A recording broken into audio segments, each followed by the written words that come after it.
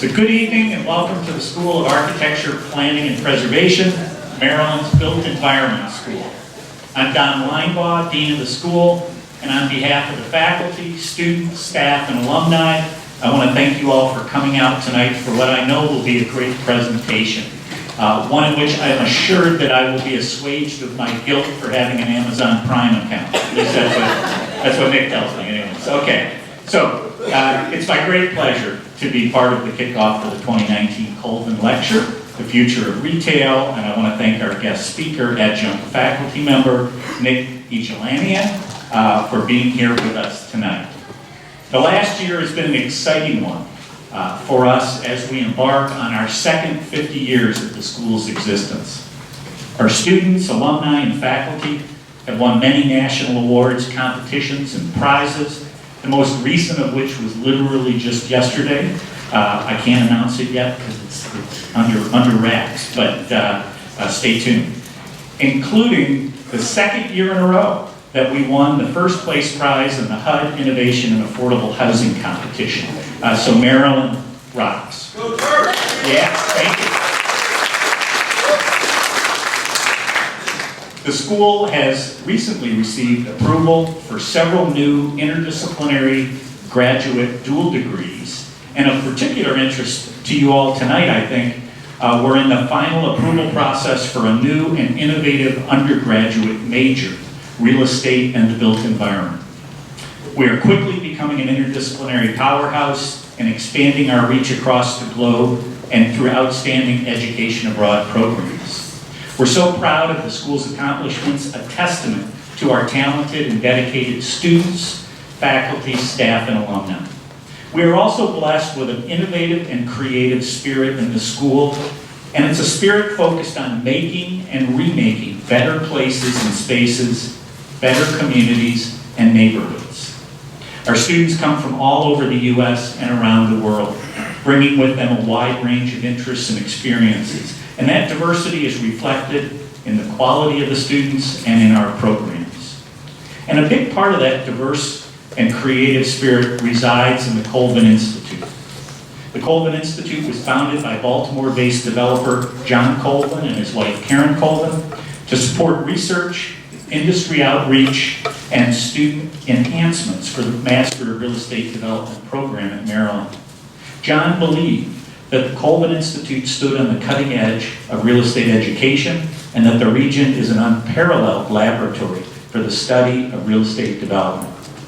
He felt that virtually every type of development opportunity existed in our area, and his pride in the University of Maryland was personal and profound, as he said at the time that the Institute was established.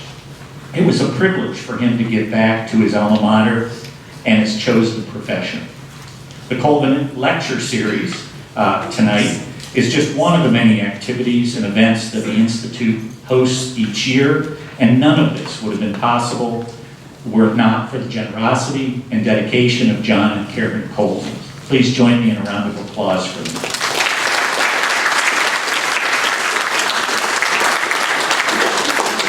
It is now my great pleasure and honor to introduce my friend and colleague, director of the MRED program and the Coleman Institute, Professor Maria Day Marshall, who will introduce the speaker. Maria.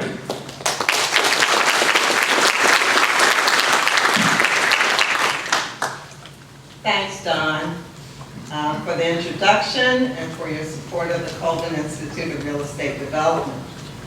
Welcome all to the Coleman Institute Real Estate Development 2019 Fall Lecture. And this year we are featuring the future of retail.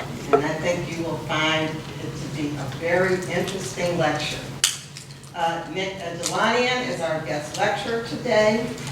But before I introduce Nick, I would like to recognize a handful of special people that support the Coleman Institute and the Real Estate Development Program every day.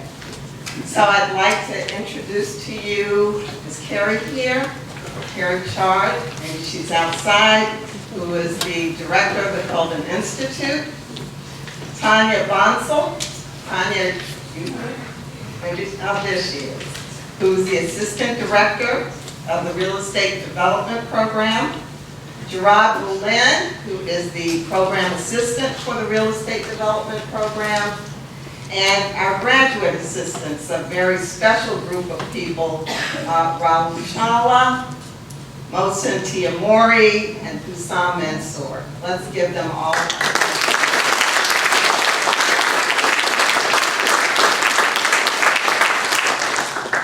So Nick is an expert in the retail and shopping center industry with lots of experience under his belt.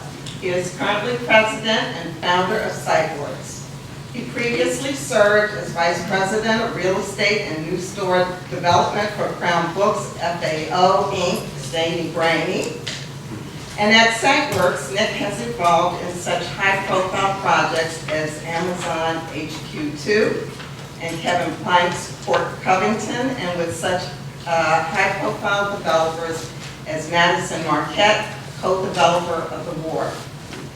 Nick pioneered the segmentation of retail into commodity and special subgroups as the author of the retail chapter of the Urban Land Institute's Professional Real Estate Development, the ULI Guide to Business.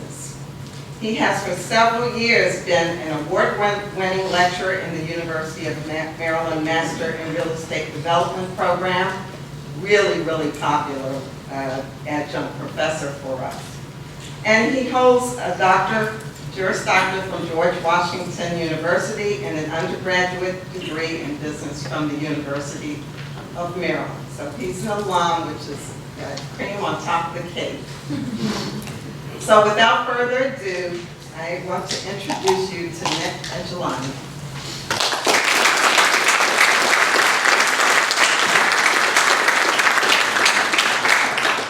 Well, thank you so much. And thank you, Dean, Maria, all the staff. And I want to recognize that some of my teaching colleagues are in the room, some professionals from the industry, and some students from my classes. So it's good to see everyone. So, if you know me or took the class, you can't answer this question. Okay? For those of you who've never seen me speak before, can you just yell out what percentage of U.S. retail is happening on the internet? 10? 7.8%. 7.8? 18? 24? 35. 35? 5%. 5%. Well, we got some ringers in the room. So before I answer that, I just want to do something I don't usually do when I speak, because being here is quite an honor, and it is also very personal to me, because I don't know how many of you have met someone who actually grew up, I'm talking about from 1 year old, in College Park, Maryland. How many of you have met someone who grew up in this city? So I grew up in this city, and I used to ride my Schwinn Stingray through the university. I was at Cole Fieldhouse. We have some Chinese students here, right? So when I was growing up, I don't know what they called us in China, but we called China Red China. And I don't know if there's some strange connection here, but Richard Nixon was the president. And before he was impeached, or resigned, he never was impeached, he opened up relationships with China. And one of the first things that happened was the exchange of table tennis teams. And our table tennis team went to China, and the Chinese table tennis team came here, and they played at Cole Fieldhouse. And I was there. So I was also on US 1, sadly, the day that George Wallace was shot in Laurel. He was a presidential candidate, and the ambulances were coming down the street and bringing him to Wheeling Memorial Hospital, which is a standard area. So I have a lot of history in this town, and I've seen this town grow and change, and I've grown and changed. For the students in the room, I want to just take a minute to tell you about my path to be here tonight. Because I don't get to speak to students that often, and I think the path might have a couple lessons in it for you. So, as Maria was nice enough to say, I graduated from George Washington University with a legal degree, and I practiced for 7 years. And I went on and got into a office development program in Reston, Virginia, and I didn't really like office development, and I entered a blind ad in the newspaper. Can you imagine? That's how it happened. Well, literally a Washington Post ad, and we would cut them out of the, right? And it turned out that that blind ad was for the third largest bookseller in the country, Crown Books. And I was hired because I had no experience, but I had a law degree. And they thought that because I had a law degree, they could kind of sell the dip and make it would be more profitable. That's how I got in this business. Well, I ended up turning to love this business. And so for my first 10 years in this business, from 1989 to 1999, I did nothing but site selection for retailers. And those of you who don't have any knowledge of retail, you probably have no idea how retail sites are selected. We have a couple people in the room who come from the industry who know a lot about how retail sites are selected, but I didn't know anything about it, and I self-taught myself. And also, in that job, was sent to some of the largest cities in the country. And in those days, the way you learned a place like Houston, Texas, or Los Angeles was you got a paper map with the AAA, first of all. You got a paper map, you got a highlighter and some red dots. Right, Peter? Oh, by the way, Peter Gurney is a dear friend of mine who's here tonight with a couple of his family members. Peter is literally the gold standard in the retail industry for research. He's the single best research professional in the business. So we're very honored to have him here today. And if you haven't met Peter, got to meet Peter before the day's out. But we got maps, and we, what I would do is I would put a dot where the stores were, and I would take the highlighter and I would trace my route, because in a city like Los Angeles, Beach Avenue or whatever goes on for 40 miles. And I had no idea where one city started, one city ended, right? That's how we learned. And if you tried to do that today with your devices, you would never learn the cities, because you never know how they all connected. In any case, long about year 2000, I got asked by a developer to do some work for the first time for a developer, and that's how I met people like Peter. But it started me on a whole new path. And then in 2007, of course, the recession hit, and our industry might as well have been a cemetery. It was truly not a recession, but it was a depression in our industry. But during that time, I had met some people in, I don't know how it happened, but I was asked to write the retail chapter in that ULI book that Ray told you about. And that led me to doing a panel for the ULI in Knoxville, Tennessee, a week-long advisory services panel, volunteer. And I met a woman there, Mary, I'm forgetting her last name, who taught in this program. And she said that we don't have anybody who teaches retail. She introduced me to the woman who ran the program at the time, and I ended up becoming an adjunct professor here, and just finished my 5th year. I'm taking off next year. And was just, I didn't even know it back then, but the person who actually authored that ULI book that I was writing for is the head of the urban planning department at Harvard. And I've gotten to know Rick Pizer very well, and I'm going to be writing the update that's coming up in 2022 for the 4th edition.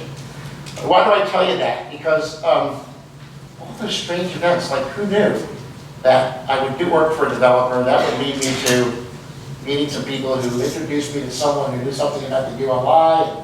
Someone introduced me to a fellow at the ULI. I ended up writing the ULI chapter that leads me to someone who teaches here. The next thing you know, I'm lecturing. I'm doing the fall lecture. So for the students in the room, follow your passion. It'll take you where you need to go. You'll have ups and downs along the way, but if you're passionate about what you're doing, you're going to be very successful.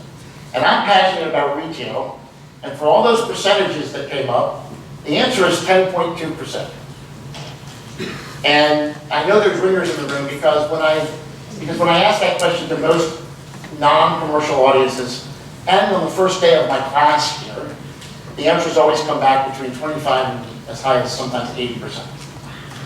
So the general public today believes that in a $5 trillion retail economy, that somewhere around $2.5 trillion worth of goods and services are being delivered in brown trucks. And of course, the number is a fraction of that. It wouldn't be possible to deliver it in those trucks, but that's the level of information we have today. So let's walk through how retail works. So this is the U.S. retail economy. It's $5.15 trillion. Take note of the growth rate. The growth rate has been fairly consistent. The only time it really fell back was during the Great Recession, which was worse than the recession that preceded the Great Depression.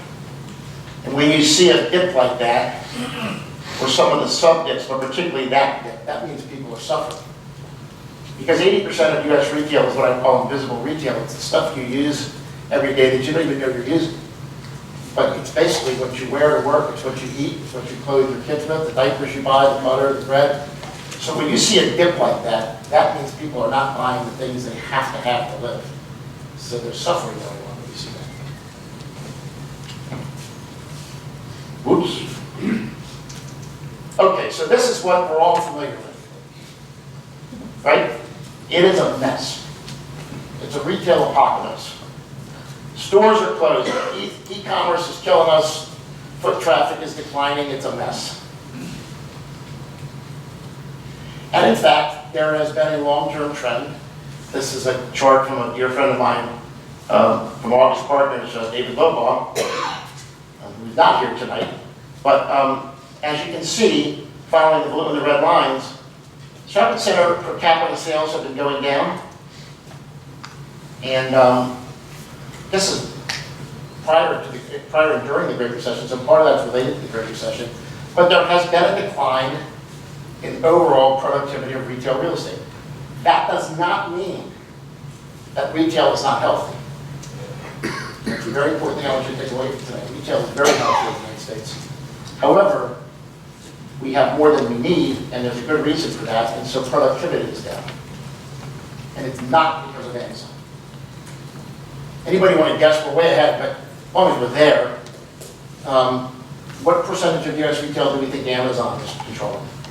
But by the way, when I ask the question, what percentage of retail is on the internet, I get the average answer of 40 to 50%. The answer always comes back to 90% of it is Amazon, which would mean that Amazon would be selling about 100 times what its annual volume is. So we know that's not right. Does anyone want to take a guess on the 10.2%, how much Amazon is actually selling? 2.5%. So Amazon is responsible for less than 1% of U.S. real estate. And I'll show you the details on that. Its website is handling closer to 3%. But in terms of the retail that they're actually selling, it's less than 1%. You notice the ads on, anyone seen the recent ads? Amazon's ads have been picking up. And the ads about how a big percentage of their sales are local merchants. Have you seen that? Yeah. Small merchants? Well, that's merchants who are listing on their marketplace, but they never even touch the merchandise. So that's not retail. They're taking credit for it as retail, but they're operating a site, and they get a 15% commission for doing that. That's not retail. Third party. All right, so we've all seen these, right? These kinds of articles. This is from my friend Esther Fung from the Wall Street Journal. And I love the words they use, revolt. Like we're revolted, we hate retail. And this is the New York Times. This is better than revolt, we loathe. Well, I don't know, maybe you loathe first and then you revolt. I'm not sure what order it goes in. But look, look what it says. The internet has done to stores what videos could do to the movie theater business. That's bad. All right, so in order to look forward, we're going to have to go back first, okay? I know this is about the future of retail, but we got to go back just to get grounded on where retail is, where it came from. And how many of you are from other countries? Okay, so those of you who are from other countries, and those of you who are from this country, you need to know that everything I'm going to talk about tonight is about U.S. retail, and the only other country that comes even close to the way it works here is Canada, and nowhere else in the world works like this. So if you're from another part of the world, take the principles, but don't take literally what happens, because you won't be able to do it in other parts of the world. Just simply doesn't work this way. Explain why. All right, so here's the framework. This is where it all came from. So before we had mass production of automobiles and construction of the road system we have today, what did we have? We had downtowns, right?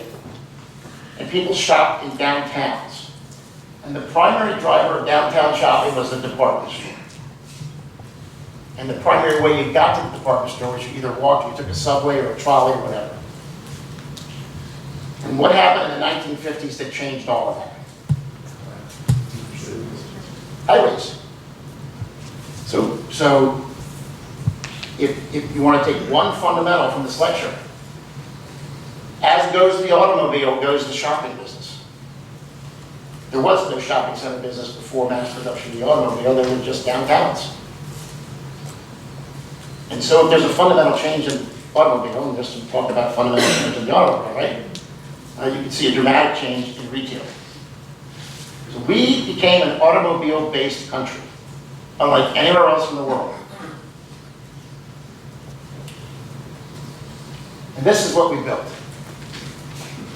We built 3,000 of these. And essentially what these are, these malls, they were downtown retail districts recreated for the suburbs without the downtown. Peter Gurney, did I get that roughly correct? Right? And so you'd have, they call it the dumbbell model. You'd have a department store on either end, and you'd have the space in the middle. And that space in the middle represented the streets in the downtown. And unlike the downtowns, though, because you didn't walk or take the trolley, how did you get there? You drove. And so what did we put around the mall? A sea of parking. And we did that because people were going to take their automobiles to these places. And if you're basing it on the automobile, where are you going to locate these things? Your highways. So we built 3,000 of them. It was a great model. And what was the key to the model? I have some friends who were at J.C. Penney Realty in 1966. And they're dear friends. I'm going to see one of them in Santa Fe next week.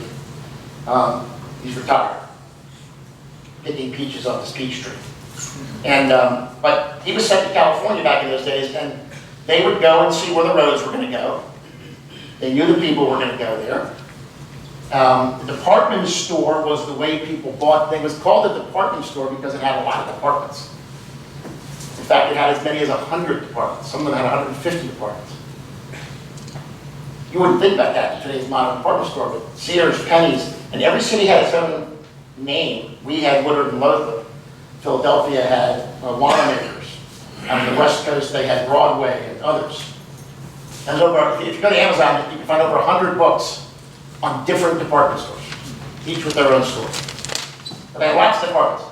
They had bridal, they had weddings, they had candles, they had stationery, they had automobile maintenance, they had oil changes, they had everything. You went to the department store for everything. So if you got the anchors, you could build them all. So in the early days, JCPenney would go and they'd decide where they wanted to go. JCPenney would then have a competition between the developers who would develop for them, and the quid pro quo that they would get would be a free pad site for their store, and they would own 25% of the mall, just for bringing the site to the developers. And then when they were developed, see that thing on the right there? That thing is one incredibly complicated legal and property organism. There are as many as 10 owners. There's an agreement called a reciprocal easement agreement that every one of those owners has rights, some more than others. And so they were built in a fashion and financed and the property rights were created in a way that they never intended them to come apart. They never contemplated the idea that this would ever change. So what changed it? What killed it? Anybody have any ideas? If you took the class, you can't count. What killed them all? And how did I know in 2005, when I was first quoted on this, that there would be 1,000 mall closures in the next 15 years, which people used to laugh at me or yell at me when I said in 2005? That killed me. All of the departments became individual boxes. And if you don't believe the numbers on Amazon, if you don't believe that Amazon's not the reason for change is going on, look at this. This is what I saw. It didn't go out in 2016, but this is what I saw from the Census Department in 2003 when I was doing an assignment for another client. And I saw that department store volumes had been, and market share had been going down already for 20 years in 2003. And all I did in 2003 was connected the trend to the cause. That's it.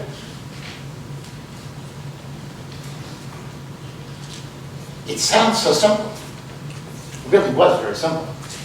But nobody realized, because they were having so much fun building these things, because we're a very transactional industry and we look forward better than we look backwards.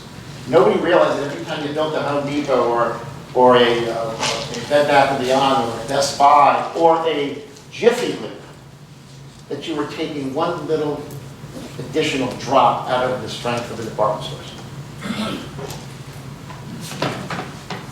And if you leave here with anything tonight, besides roads, that's it. Everything that's happened since goes back to this. Those graphs there show you the increase in what they call the value of convenience, but basically big box discount, and also small box, category killer retail, at the expense of the department store.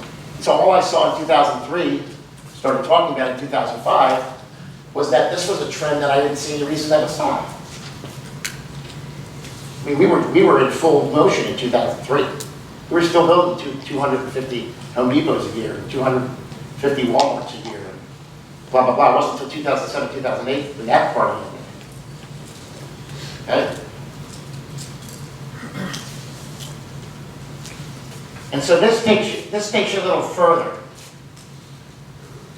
But look at the change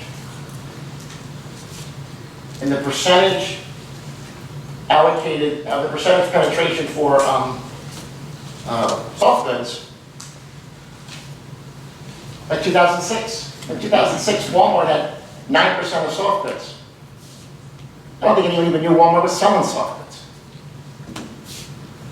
Even visible retail, right? Amazon at 7.9%. Target at 4.8. Look at Macy's down to 4.1 and it's much lower now. On the last Macy's earnings call, which was about 4 weeks ago now, their volume was brought out at $25 billion. That puts it at about 20% the size of Costco. The entire Macy's chain, 700 stores. But they said on that call that 50% of the volume came from only 150 of their stores. So that means that the other 500 stores are doing no volume. And that's how we know that they're not going to be around much longer the way they are today. JCPenney, stock trading at 60 cents a share, probably goes into bankruptcy after Christmas.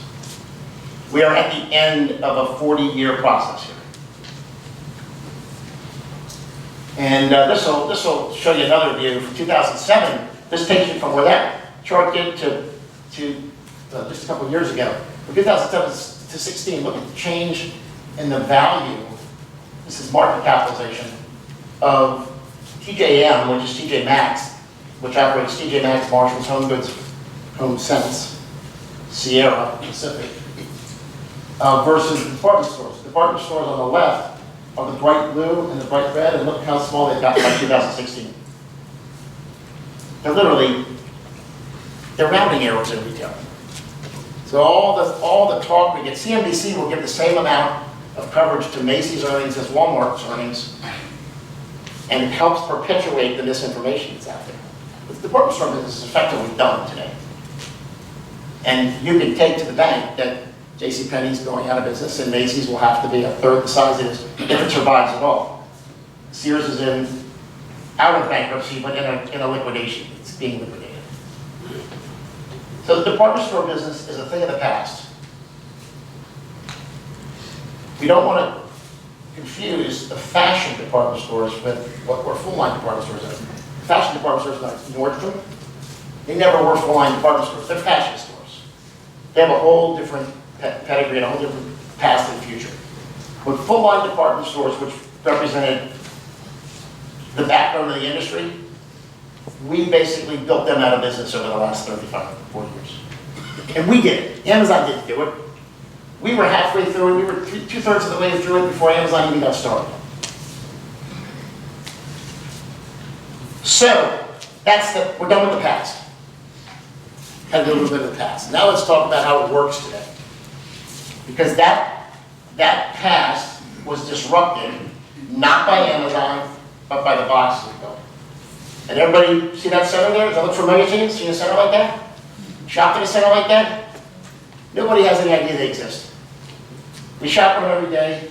Most of them are 90% occupied, 95% occupied. But nobody knows they exist. So here's how it works. About 80 to 85% of US retail is what I call commodity retail. And what defines commodity retail is it's stuff you need to buy and need to replenish regularly. You would not know this exists by reading the Wall Street Journal or CNBC or the press, because we don't talk about it, because it works just fine. We don't make news with things that work just fine. But we use our primary household income and we make primary household purchases. And we don't even know we're doing it. The other 15% is where we spend discretionary income. And lots of things compete for discretionary income, which is tied to discretionary time. So when I did the research for Crystal City, 3 years before Amazon picked it as their headquarters site, among its competition, besides the obvious things like Pentagon City Mall and downtown, or King Street in downtown Alexandria, was the National Mall in downtown Washington. Because that competes for time. And people who are spending time there are generally going to spend money associated with that time. And if you don't make it meaningful for someone to go across the river, then you probably aren't going to do very well, especially when you're between a giant mall and a great historic street. So let's just take a quick dive into commodity retail. This is how commodity retail works. On the left is a convenience store. On the right is a warehouse store.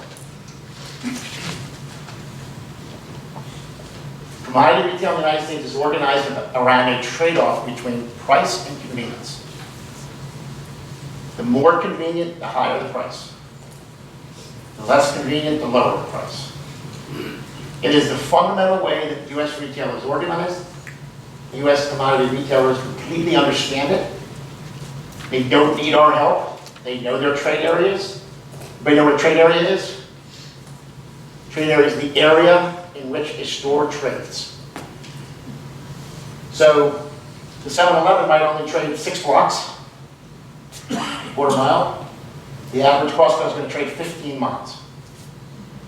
In between, half mile, 3 miles, 7 miles, all a little different. But the bottom line is they're organized around price versus convenience. Have any of you ever stopped in front of a Walmart or a Costco at a convenience store sitting out in the parking lot in front of it and bought a soda or a pack of gum that you paid $1 for and said to yourself, boy, if I stopped and just went into Walmart, I could get 6 packs for the same $1. Right? You didn't even think about it, right? Because you're making these trade-offs and you don't even know you're doing it. If you're a family and you have children, you're going to plan ahead and buy diapers in bulk. But what happens when you're running out of diapers? What happens when it's Tuesday night and you have 2 diapers left and your kid uses 4 diapers a day? You are desperate for diapers. you'll pay anything for diapers. Right? And that's just the way it works. We trade off convenience for price. Unless you use, Go ahead. What? unless you use cloth. Well, unless you use cloth. In which case you're back in the ages before the automobiles again. Which is no problem because, you probably live downtown and have a rent control apartment that's atrocious. Yeah, just kidding. All right, so you see at Amazon, I used to have Amazon right there at the bottom because I just knew that if you bought something on Amazon or on the website, it was a commodity purchase. You weren't buying it on the website for fun, right? You're not going to the website, and okay, there's a few people who do it, but let's just assume those people just have problems. The rest of us, it could be good problems, right? But for most of us, when we buy something on the internet, it's because we either get the right price or we can't find it locally, right? It used to be 10 years ago when I asked this question, everybody bought on the internet because it was a lower price. Now, if I ask them, I already know 90% of you would be buying on the internet because it's faster, because you can't find it locally, whatever. So I changed it and I put it on the fence. Because in fact, it's the only one that can, because it doesn't have a physical footprint. And because you can shop for millions of products on it, depending on what you're shopping for, it may or may not be either the lowest price or the most convenient way to buy it, depending on what the product is and where you live. A lot of variables in it, but it has different functions for different purchases for different users. So if that's the way 80% of US retail works, this is the other 20% that gets 100% of the conversation. This is all you hear about is this stuff. For those of you who are associated with the architecture department, this is really important for you to know the difference between commodity and specialty retail, because it is the reason why new urbanist retail fails 60 to 70% of the time. Because you cannot ask a modern day consumer who's driving an automobile to shop on a new urbanist street in the suburbs. Because they won't do it. And the retailers won't do it. So you end up with what I see all across the United States. Millions and millions and millions of square foot of underused or vacant ground floor retail space. Just like you can see up and down US Route 1 between here and Golden. Because it's an urban planning concept which makes a lot of sense, and I agree with, but isn't going to work on a US highway connecting Washington and Baltimore. I don't care how much you push it to the street, how many sidewalks you put in, it's not going to function like a town center. So this is how you buy discretionary products. So we buy them based on one of two things. Either we go to a place that has the best selection of the best merchandise in our market, which in this town would be where? Tyson's Corner. No, Wegmans is a grocery store. It's a commodity store. Yes, it's a really nice one at the higher end, but I'm talking about stuff you really don't need to get on a day or drive. Is there anything you need, absolutely must have at Tyson's Corner to live? No. Right? And it's got our best selection of retail. That is our best selection of product. There's higher end product in certain places, city center in Washington, but it's our best overall selection. And we also do it based on the place. This goes back to my friends in the architecture department. So when you're doing specialty retail, place can matter. It also cannot matter. Let me give you an example. When you're on Rodeo Drive in Los Angeles, or Fifth Avenue in New York, it's no different than the next street over. Same pavement, same sidewalk, same window. It's not paved with gold. Been there a million times. What distinguishes it from the next street, Beverly Drive? It's the quality of the retailers. You go to Rodeo Drive because you know the best retailers in the world when you get Rodeo Drive. It's the only reason you go there. You don't go there because it has prettier bushes or prettier asphalt. There's no gold flecks in it. When you want a nice place, the ultimate nice place to spend discretionary funds is Disney World, right?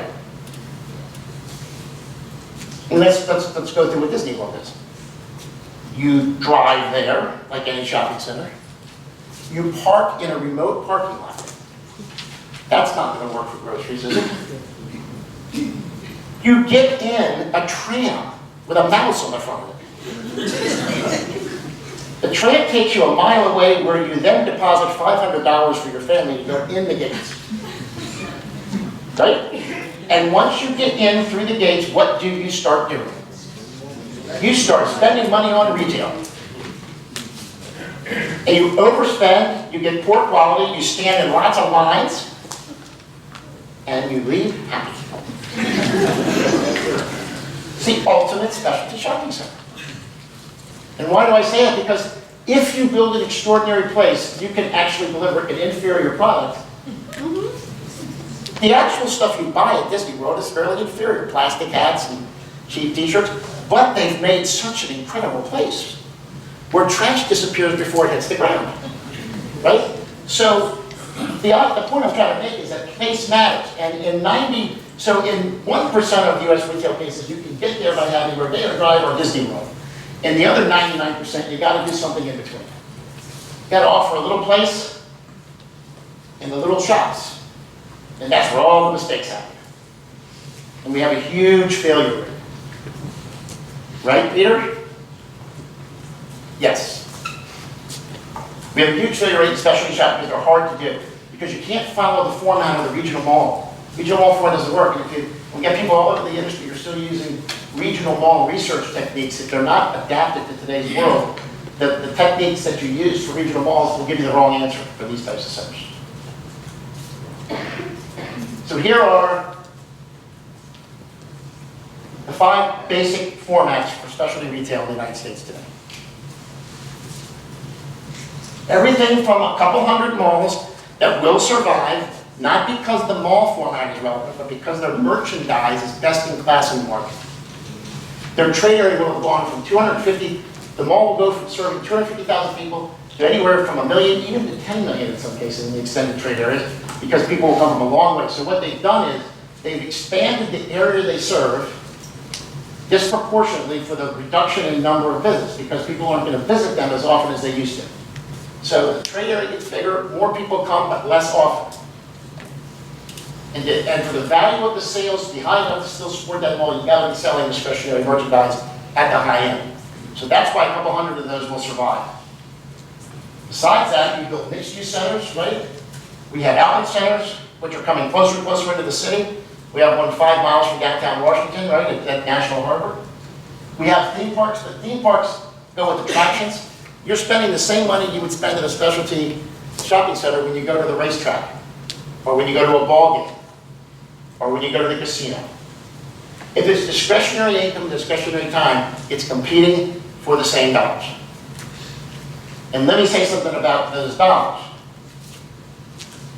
We have a lot of people in the United States who make a lot of money, but we have a lot more people in the United States who live hand in hand. Probably about 60% of Americans are not prepared for a $1,000 unexpected expense. Those people save a lifetime to go to Disney World. They are the largest segment of consumers in the United States. All right, so because we built all these big box centers, we're going to speed this up a little bit. And they were based around roads, and we didn't get rid of the malls. We have 24.5 square feet per capita of retail. Every one of you has your own little 25 square feet of retail. Any idea how much the average is in Europe? 5? 4.5. And it varies. Germany's about 3.5. Great Britain's about 5. This represents most of the rest of the world. And it's beyond the ability of this lecture to tell all the reasons why, but I can summarize quickly to tell you it has to do with roads, has to do with history, has to do with culture, but it also has to do with free transferability of land, which is a huge impediment in most of the rest of the world, and government control over the entire process of land. And where's all that extra retail? Right there. The rest of the world doesn't have this. I'm doing a major project in Puerto Rico right now. It's a territory of the United States. it functions like a third world country for retail. And the reason it functions like a third world country for retail is because the owners of the dominant mall down there influenced the legislature to put anti-big box legislation in. That's prevented most US big boxes from going down there. There's not a single fast casual restaurant in Puerto Rico. You know what fast casual is? Chipotle. Not a single one in Puerto Rico because 3 companies own all the fast food joints. 3. That's the way it is in the Middle East and large parts of the rest of the world. So again, if you're from another part of the world, chances are stuff that I'm showing you is not going to work where you come from. Either because of heavy concentration of ownership and control or government regulation, culture, etc. All right, let's switch over to the internet. Let's get the real facts on the internet now, okay? So we saw this before, right? $5.5 trillion. There's eMarketer, they're the best at predicting, and they are high right now. They're going to come down in the next year with their estimates. But at this moment in time, we're at 10.2%. Oops, let's go backwards. We're 10.2%. I don't know, your guess is as good as mine where it's going to get. Some people think it'll get to 15, 20. I think it's going to get to maybe 15. Which would put it 50% larger than catalog was. Where we are right now, 25 years into Amazon, is exactly where we were with catalog. At just above 10% of sales at catalog zenith. So all the hype, all that's happened in the last 25 years is we switched the volume that was sold on the internet, or was sold by the catalogs to the internet. If you still get catalogs, you get catalogs because they are advertisements for the internet. You don't clip the coupon and mail it in to get your stuff anymore, right?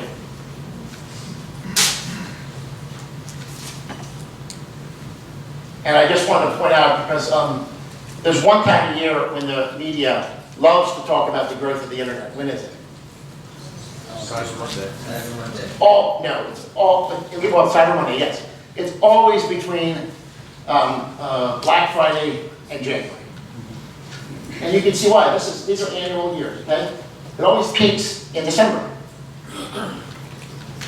Because it's much easier to buy a gift on the internet than it is to buy your daily needs.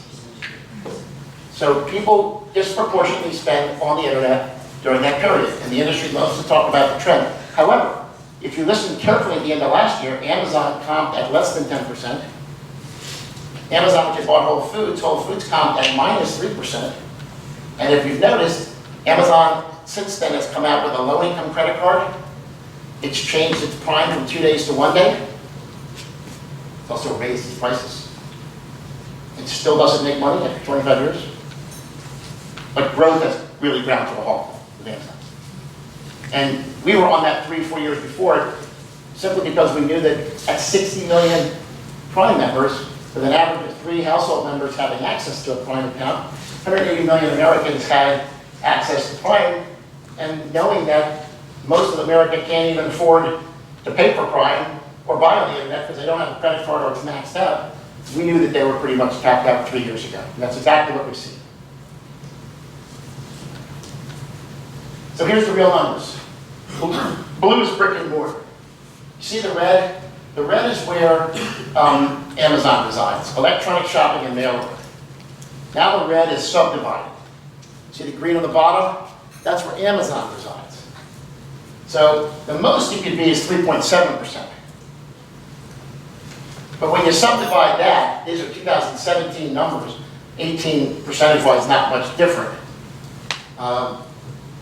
I saw people during this time getting headlines on the front page of newspapers predicting that Amazon would have 35 to 40% of US retail by 1930. Saying that they had 8 or 9% now, which would put their total sales at more than their volume was. I mean, the irresponsibility here is unbelievable.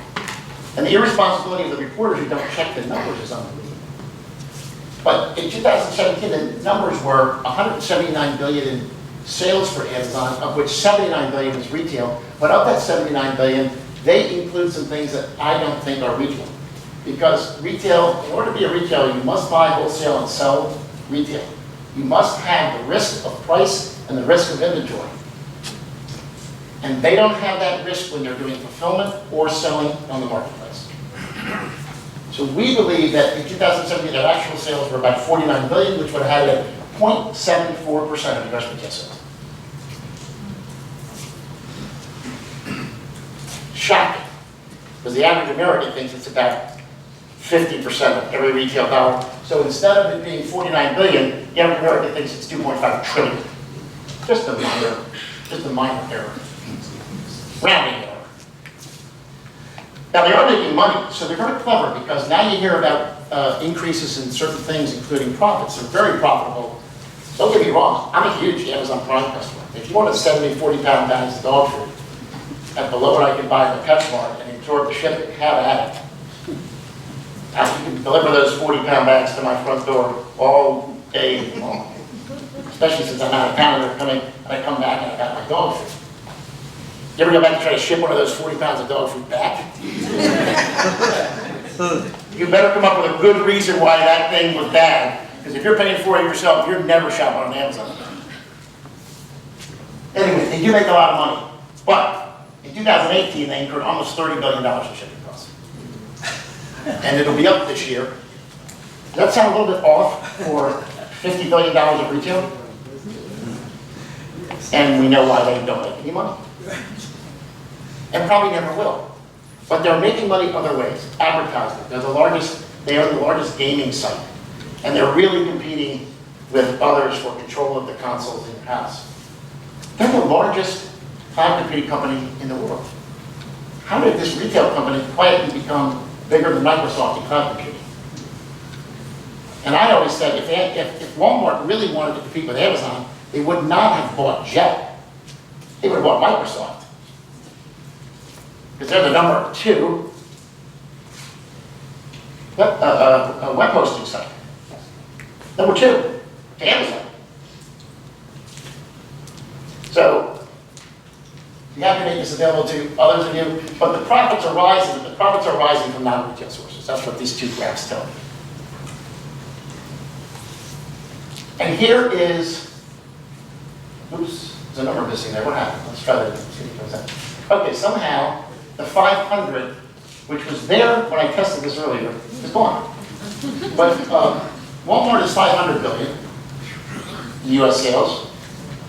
And look down at Amazon. I updated it to 87 and 55. And note Whole Foods at 15 billion. Okay. All department stores at this time 62.5 billion.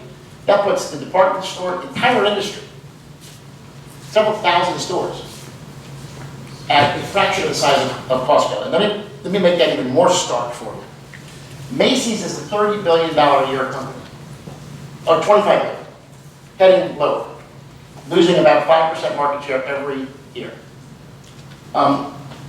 Costco sells $30 billion a year in its private label Kirkland brand. That makes private label Kirkland in Costco bigger than the entire Macy's chain.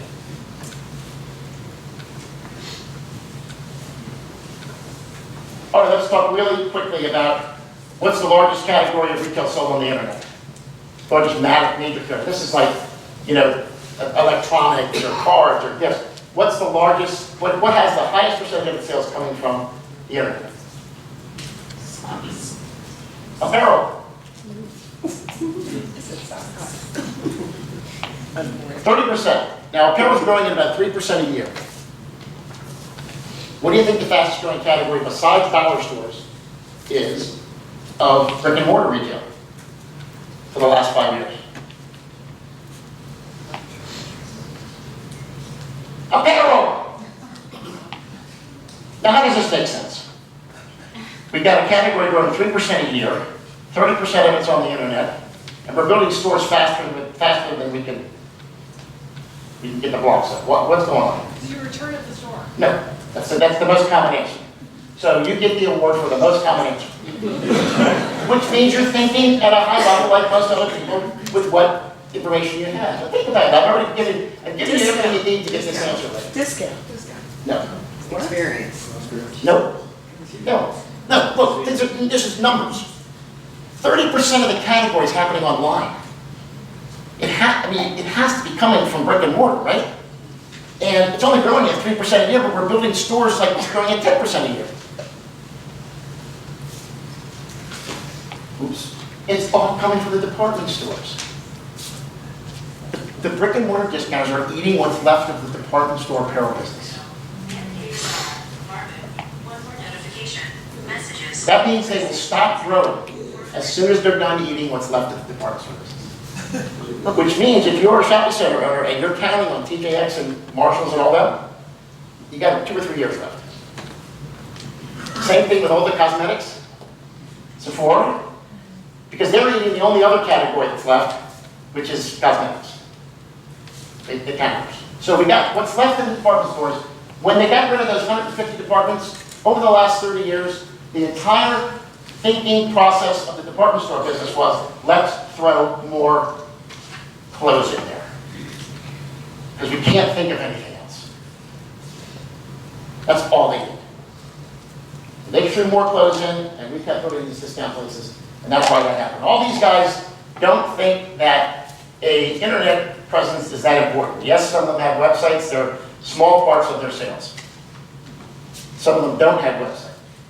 One of the fastest growing retailers in America is Five Below. Barely has anything on the website. Dollar General, the dollar industry. Anyone know how many dollar stores are in the United States? We got 5,000, 4,700 Walmarts. Anybody have any idea how many dollar stores are? 7,500. 7,500. Any guesses? 75,000. We got 1,000. Okay, well, there we go. We got a pretty good. Anybody want to take the right 9,000 middle? There's 30,000 growing at 3,000 a year. Anyone talk about that? More invisible retail. Think there's a wealth gap? And they're not underpricing Walmart, they're under-conveniencing Walmart. Okay? They're actually higher price per unit than Walmart, but more conveniently located than Walmart. Oh, real quick, the merger or the purchase of Whole Foods by Amazon. Anybody remember that? Right. It was the front page story in the Wall Street Journal and every other paper, right? So here's what happened. Amazon, which owns all these other businesses that nobody talks about and make all the money, and owns these businesses, which nobody talks about and make money also, buys a 451 store chain with $14 billion of its sales at the time in the United States. That does compared to 4,672 and $400 billion at the time in Walmart, U.S. sales. And this is what happened. See that? Got your glasses on? Make sure you put your glasses on for this, or contacts. See the little blue line on the bottom right? That's the share of retail grocery sales that were happening online at the time of the sale. That made this a front page story. That's what got everybody all up in arms. Look at that. Here's the numbers. Whole Foods had 1.4% of the U.S. grocery market at the time of the purchase. They were bought by a smaller grocer at 1.1%. And this is what the market did. Calamity. You didn't want to be Kroger on that day because you were worth 10% less because your 2 smallest competitors merged.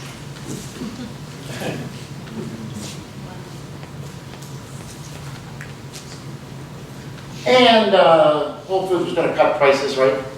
That lasted about how, 30 days? And then Amazon, being the brilliant retailer that it is, that's willing to ship me 40-pound bags of dog food for nothing, also says in January of this year, after comping down 3% last year, we are raising prices. Does anyone remember this front page Wall Street Journal announcement from brilliant retailer Amazon? What did they say? We're raising prices. In January they said this. Anybody remember? We're raising prices, and what was the reason they gave for raising prices? The logical reason that any U.S. retailer would give you, because our wholesalers are raising our prices on us. So we got to pass them through. Which, of course, in code says we are too small to control wholesale prices, so we got to pass on prices. We're not Walmart. We're not big enough to control wholesale prices, so we're going to pass them on. And what happened? They got clobbered. And they immediately have to reduce the prices.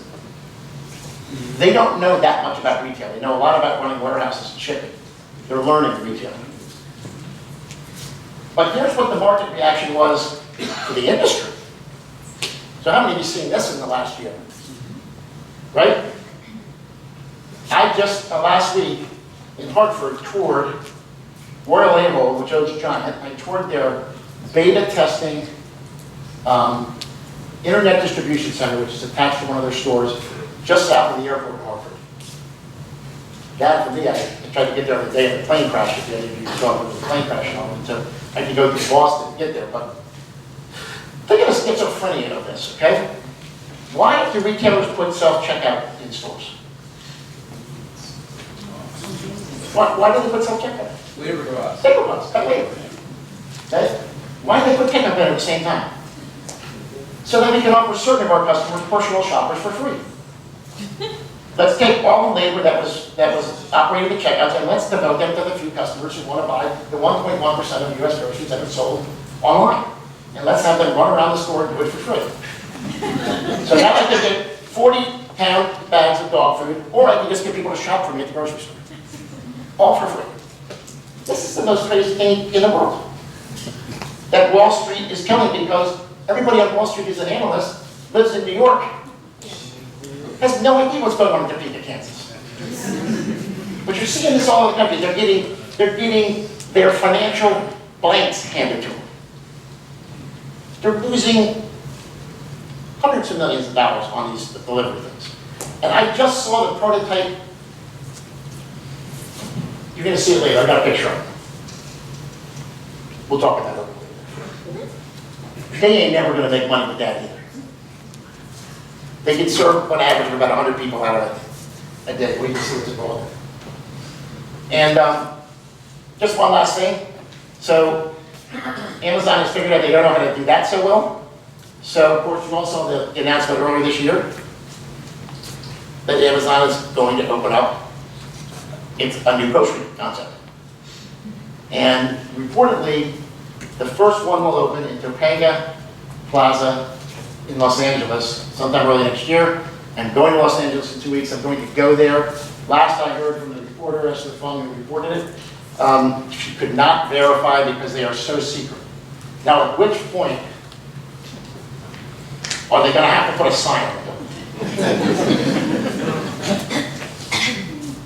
And I think they make the planning department promise not to say, but you got to ship a sign.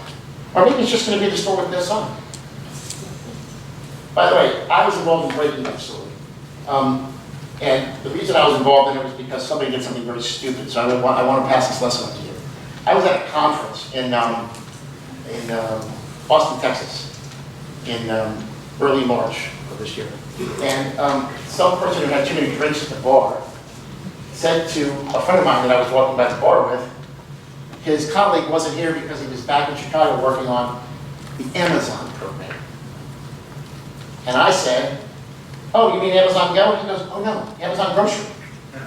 Well, little did he know that I was running a roundtable the next day that would have 100 people at it, with 3 sessions where I would say at the end of it, because I didn't know anything, right? I didn't. I honestly didn't know anything other than I just heard the rumor that's unsubstantiated. But little did he know that I would say at the end of that to 100 people, there's a rumor out there that Amazon is going to start a grocery chain. And of the 100 people, 70 of them nodded their heads and said, "Yeah, we're working on it." All of whom had signed confidentiality agreements. And they didn't know that I just happened to have a call with that reporter from the Wall Street Journal 2 hours later on a different topic, in which I said, "By the way, what are you hearing about this new Amazon concept?" And that's the headline that came out 3 hours later on the internet. So if you sign a confidentiality agreement, don't drink too much and talk about it in the bar. So this is what some people think will happen. Some people think there's going to be enormous growth in online grocery sales. And I say, maybe it'll happen. But I just saw how it's going to happen. I saw the warehouse where it's taking place. And yeah, you can do anything if you give people stuff for free and don't expect to make a profit. It may grow. But it's not going to grow profitably, and it's not going to be a meaningful part of retail ever. All right, let's look at the trends that will drive retail in the next generation. These are the backbone of what will be the revised chapter of the ULI book coming up in 2022.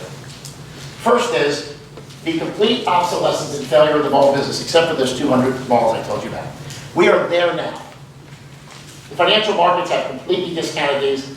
I'm working on one in Connecticut where the owner paid $75 million for it. It would trade today at $25 million, and there's absolutely no way for us to make that $50 million back. The trend is losing 10% a year in sales. So this is real. This is the single biggest thing, but it's already done. It's baked in. The financial markets have figured this out. The second biggest thing is this is the dominant way Americans will shop for the foreseeable future. Wall Street thinks that these are dangerous shopping centers. Wall Street does not understand that this is how 80% of products move in the United States.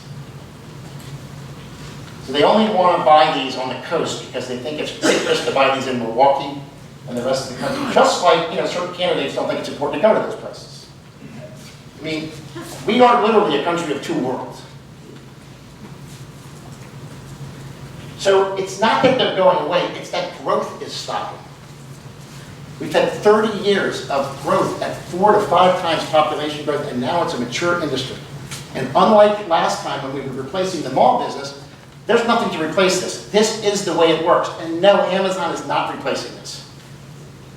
This is the way most people in the world will buy their products because it's the most efficient way to serve the most number of people for commodity retail, where people are living hand to mouth. They're living paycheck to paycheck 80% of the time, 70% of the time. This is the reality of the world, the stuff we don't talk about when we're reading all these headlines. And yes, there will be empty real estate because those malls are going to be finished off, and because since there's no growth left in the commodity part of the business, and I just told you the part that's growing is going to stop growing in the next 2 or 3 years. If you have a shopping center that's 50% vacant, you probably aren't going to be able to fill it. It's not like the 1990s and early 2000s when they were 10 players in every category. It's mature. So yes, we have too much retail. 3.5 billion square feet, I think, has to go from the 8.5 billion in the United States, and that would still put us more than anyone else, any other country in the world. This doesn't get talked about, it's huge. Not just fast fashion, but cheap fashion. This has replaced the entire way mall and fashion retailers were organized for the last 40 years. Right? Well, how do mall fashion retailers work? We bring it out in the summer for the fall, we bring it out in the winter for the spring, we bring it out at full price, and then about a month and a half later, we discount it, and we get it off the shelf, and we start all over twice a year, right? Well, Zany and H&M changed all that, because they didn't do it in 6 weeks. So the development cycle, fast fashion literally means fast fashion. And cheap fashion literally means cheap fashion. I just read an article in either the Wall Street Journal or the New York Times about a week ago, where H&M or Zara is experimenting with equipment to recycle their cheap clothes because people are throwing out, it's clogging up the trash business. And the fibers are getting in because a lot of synthetic fibers are getting into the natural environment. So we're actually to the point where the clothes are so temporary that we got to have recycling machines for them. And this has leaked into the better fashion part of the business. While Nordstrom is not getting hit by all the things that I talked to you about for the big retailers, the big multi-line department stores, Nordstrom is hit by this because people don't want to buy as much durable clothing. So durable clothing is not as big a commodity as it once was. Income disparity, probably the single biggest thing here. Look at this. Look at these numbers. And by the way, if you want to trace this back, this is not a political statement, it's just the numbers. We were at the greatest point of economic distribution in the last 50 years, going back to the Great Depression in the 1970s. We started cutting taxes in 1980. You can look at the graph, it just makes it clear as day.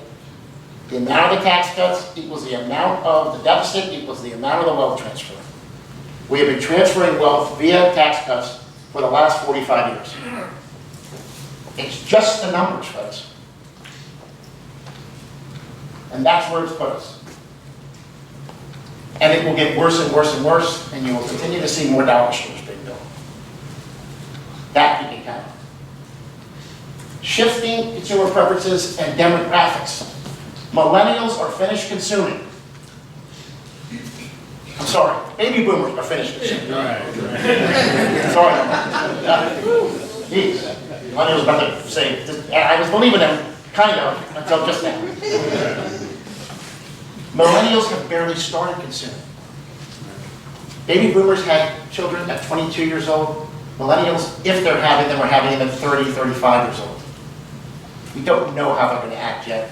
There needs to be some study of their behavior, but I believe you will see them behaving very similarly to their parents because the economics will demand it. Those who are buying on the internet now, they won't be able to afford it quite as much when they're paying 15% more for diapers on the internet. You're sure they'll be able to afford it if they live in a big city and make a disproportionately high income. But let's look at the numbers. The numbers are that 80% won't be doing that. Okay? And they will not be participating in a big way. But we're in a gap right now between these two generations. We're not even close to millennials' peak years yet. Financial engineering, this is all about Toys R Us and undoing them all. I can give a whole semester class on this. Finance plays a big role.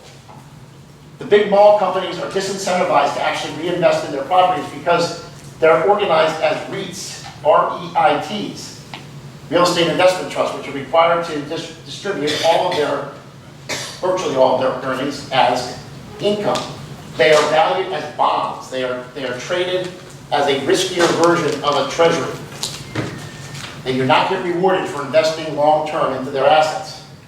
It's a terrible way to own fixed assets in that rapidly changing environment. Likewise, while private equity is a very good way to juice up returns in a growing business, it's a terrible way to own a business that has structural problems. Because leverage, which is what these companies do, they leverage their investments to create greater returns, is great when you have a growing asset. It expands the returns, finance 101, right? But what does it do when you have an asset that's not expanding? It magnifies the losses. So we have two financial structures in the business that are terrible for retail. The rise of entertainment.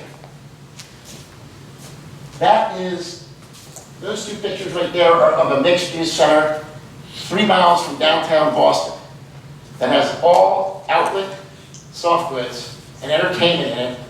It's an outlet center 3 miles from downtown Boston, that's entertainment at Center Court. That looks like it's Zermatt, Switzerland, but it's actually the inside of the last big super mall to open in outside of New Jersey, American Dream, which will open late this month or next month. And the left is all about dining and food halls, which we know all about, right? Information technology. You all know that when you're walking around with your cell phone that we're tracking you, and we no longer have to guess who's shopping at shopping centers. We know who's shopping at every shopping center, and we know where else you're shopping, and we know where you live, and we know everything else you're doing. And can it be misused? Yes, it has not yet. Eventually it will be. But if you own a shopping center, you're committing malpractice if you don't use this technology because you must know where your customers are coming from and you no longer have to guess. If you're carrying a cell phone, you're telling the world every move you're making. See that on the right? That is, in about 15,000 feet, the entire 50,000 foot Stop and Shop grocery store that I saw in Hartford last week. That's it. And you know that, you know how these work, right? Same way Amazon works. Like the claws don't go and pick them out. You have people standing at those stations. And each of those bins has a unique item in it. And those items are brought to the station where someone manually picks. So when you order on Amazon, it's not machines and robots that are grabbing all that stuff. It's people. The bins are brought to a central spot, and electronically the picker is told what to pick. So literally, you're getting a personal shopper, and they're spending all this money to try to make it much more efficient, which they are, much more efficient to pick a grocery order this way than to send someone through the aisles of Stop and Shop or Giant. However, it's a lot more efficient to have them shop by themselves and go through the self-checkout. Then they won't make money from this. But there are at least 50 of these on order. from this company around the United States. There are 5 in operation right now. So that we can deliver more of this stuff at less of a loss.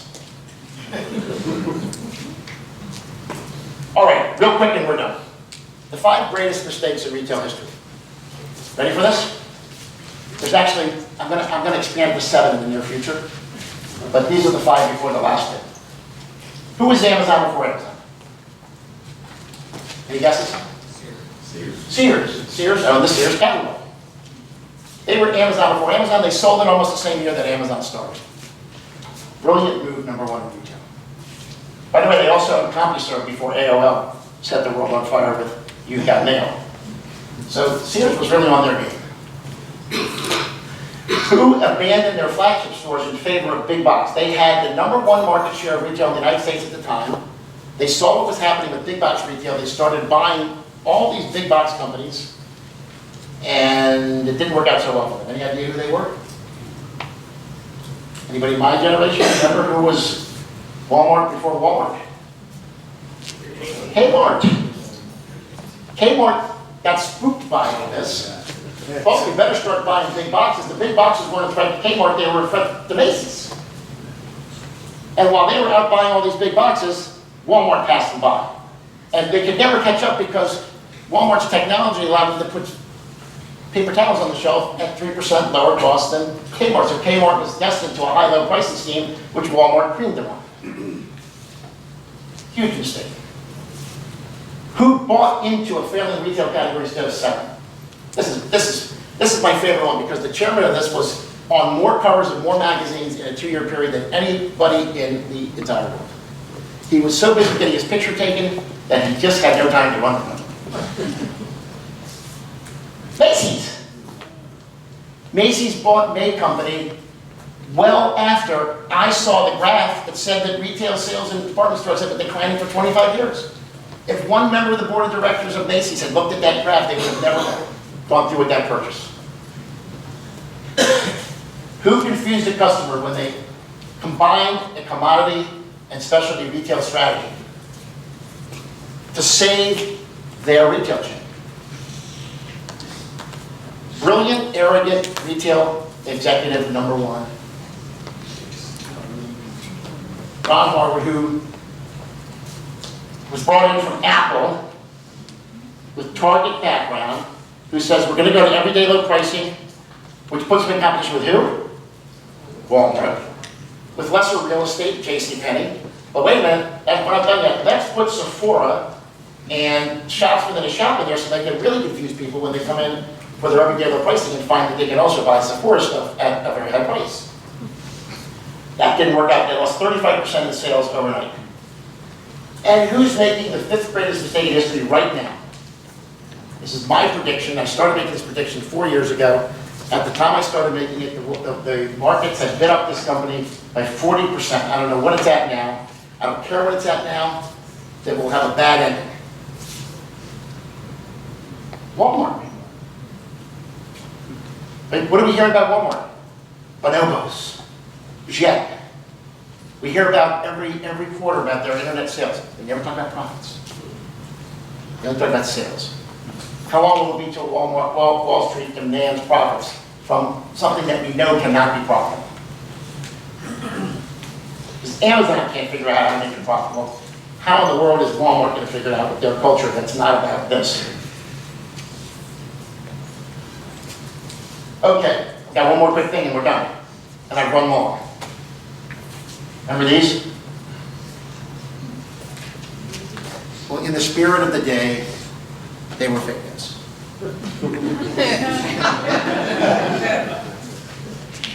Now see the real ones? Well, this is the Wall Street Journal from 1963. Yes, 1963. All I did was change the word catalog to internet.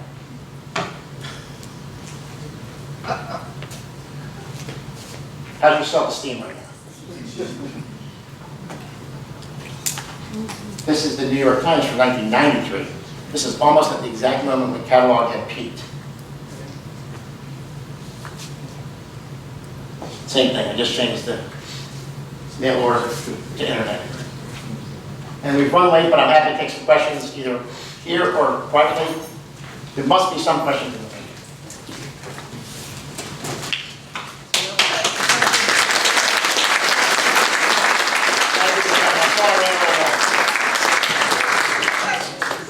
Yes, 2 questions. We can take 2 questions.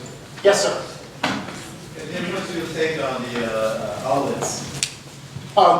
So outlets are specialty retail. It's a unique class of specialty retail because it's off price, but it's nothing you have to have, right? It's not something you need day to day or to replenish day to day. So outlets started out halfway between cities because department stores controlled wholesale distribution. Those barriers are gone. I think you will see more and more outlets coming into cities, as we have at National Harbor. And I think you will see more and more outlets creeping into regular price merchandise, which we're seeing around the country also. The line is blurred, and there's actually a whole science behind that, consumer acceptance and the loss of barriers and so forth. But it's a mature category. I wouldn't want to own the owner of them who has the most of them between cities because they're all going to move into cities over the next 25 years. Yes? So a dead mall sits on 20 to 50 acres. Many as 100 acres, yes. So what do you think should be done with the land? Well, I'm working on 2 of them right now. They're very complicated, okay? They're complicated because of the legal structure behind them, the ownership of them, people who come in and buy them, what their intentions are. But in every case, the answer is local. Some of them can be successfully turned into either great commodity retail centers, bulldoze them and build a power center if there's an imbalance that way.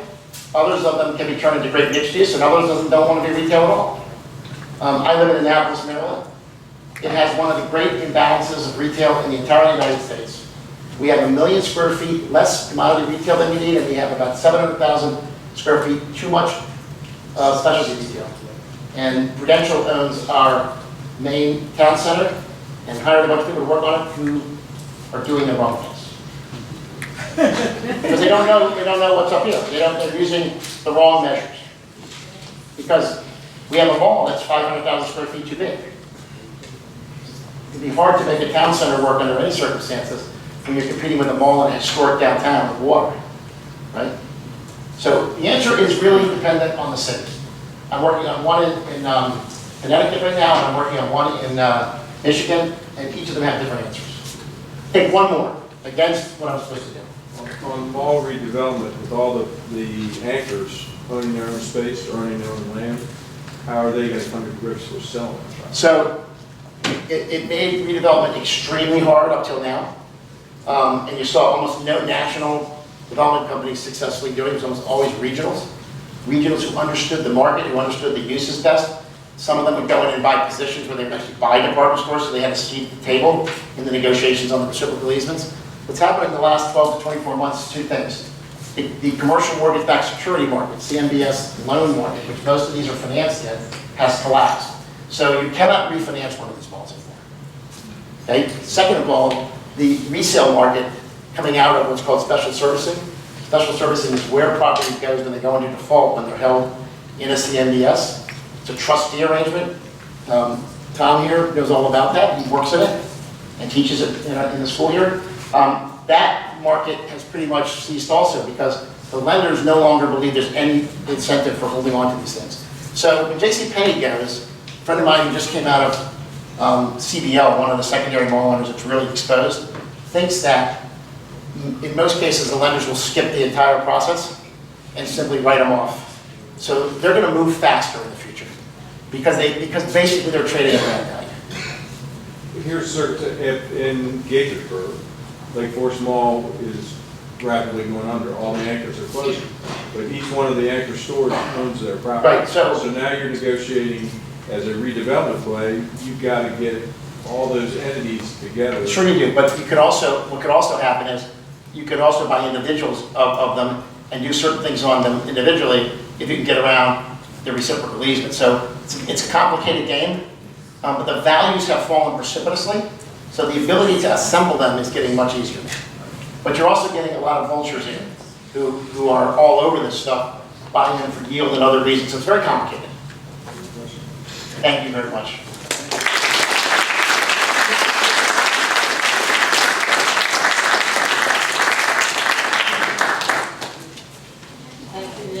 Thank you. Thanks for having me. And thanks everyone for coming out tonight. We had a wonderful time and very educational. See you all later.